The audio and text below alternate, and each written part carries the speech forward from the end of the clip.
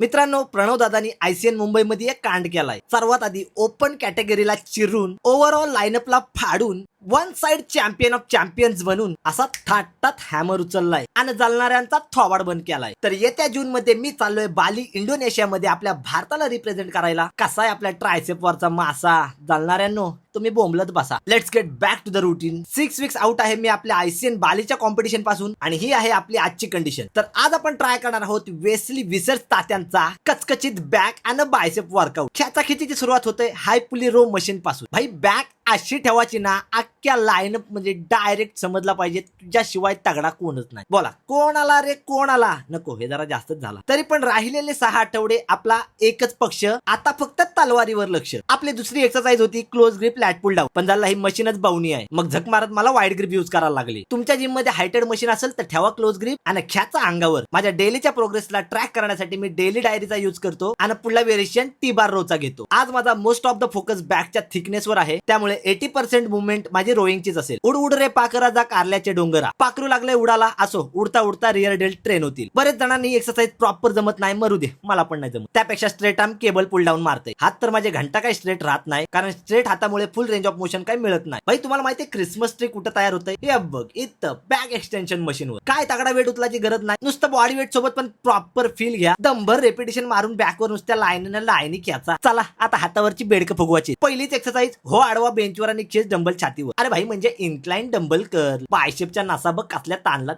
शिरा खाणार का भाई? नको, जाऊ दे, मग जास्त ताण नको घेऊ, आपण डायरेक्ट पोजिंगच मारू. तर भावांनो, कशी वाटली आपली 6 वीक्स आउट बॉडी कंडिशन? अजून आपल्याकडे तब्बल 42 दिवस बाकी आहे. या दगडाला आपण असा अजून कॉर्नर आहोत. जसं आपण स्टेजवर एंट्री घेऊ तसं तुमच्या तोंडातनं फक्त एकच वाक्य निघाला पाहिजे, तलवार पण घेतली बाई गाड्याने. भाई तुमच्यासाठी एवढा हॅमर घेऊन आलो. साल्यानो काय फॉलो करायचा का हाय का नाही विषय तुमचा? असो, लावा ताकद, प्रणव दादा नसतं झुकत. बॉडी आवडली असेल तर हा वर्कआउट नक्की ट्राय करा आणि अशाच आणखीन मजेदार वर्कआउट रुटीन साठी आपल्या भावाला फॉलो करा. तोपर्यंत आलो तलवार घेऊन.